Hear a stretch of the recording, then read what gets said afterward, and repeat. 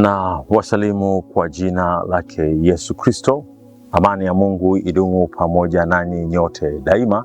Nipende kuwakaribisha watazamaji wetu na wasikilizaji wa Nuru Ndogo Gizani TV. Karibuni sana katika siku ya leo. Na kabla ya kuanza, nipende kuwakaribisha kwa ombi. Baba mwema, nena nasi kwa kuwa tuko tayari kusikia. Ndilo ombi letu kwa imani kwa jina la Yesu Kristo. Amina.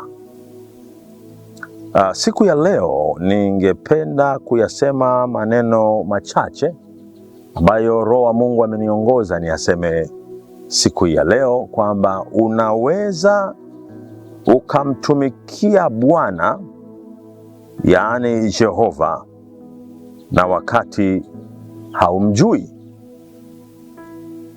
Na unaweza ukamtumikia Bwana wakati neno la Bwana likiwa bado halijafunuliwa kwako. Hiyo inawezekana.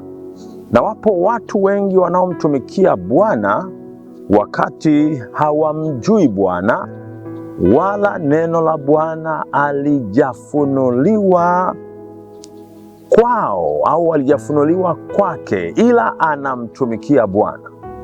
Katika kitabu cha Samueli wa kwanza sura ile ya 3 mstari wa kwanza, maandiko matakatifu yanasema, basi mtoto Samueli akamtumikia Bwana mbele ya Eli, na neno la Bwana lilikuwa adimu siku ile, hapakuwa na mafunuo dhahiri. Kwa hiyo tunaona mtoto Samueli akimtumikia Bwana na neno la Bwana lilikuwa adimu na hakuna mafunuo dhahiri yalikuwepo katika kipindi hicho, kwa sababu ya uovu uliokuwa umeshamili. Lakini sasa ukienda mstari wa 7, maandiko yanasema, basi Samueli alikuwa hamjui Bwana bado, ila alikuwa anamtumikia Bwana. That's number 1. Number 2, na neno la Bwana lilikuwa bado halijafunuliwa kwake, ila alikuwa anamtumikia Bwana. Na ndiyo maana Bwana alipoongea na Samueli, Samueli hakuweza kujua, akawa anajua ni Eli amemwita, kwa sababu Samueli alikuwa anamtumikia Bwana, ila bado alikuwa hajamjua Bwana na neno la Bwana lilikuwa halijafunuliwa kwake. Nipende kuomba kwa wote ambao wanamtumikia Bwana.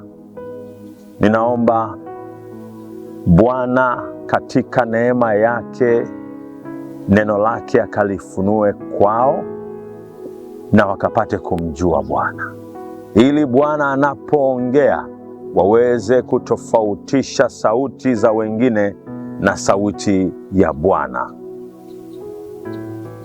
Unapenda kumtumikia Bwana? That's good. Lakini Bwana afunue neno lake kwako ukamjue Bwana, ili anapoongea ujue Bwana anaongea. Mtoto Samueli ilibidi Eli amwambie, utakaposikia sema hivi. Anaanza kumwelekeza, lakini alikuwa anamtumikia Bwana. Basi mtoto Samueli akamtumikia Bwana mbele ya Eli, na neno la Bwana lilikuwa adimu siku zile, hapakuwa na mafunuo dhahiri. 7, basi Samueli alikuwa hamjui Bwana bado, na neno la Bwana lilikuwa bado halijafunuliwa kwake. Naomba Mungu katika neema yake akusaidie ukamjue na neno lake likafunuliwe kwako, na ukadumu kusikia sauti yake katika nyanja zote za maisha, akikutegemeza katika neema yake kubwa, kwa jina la Yesu Kristo. Amina.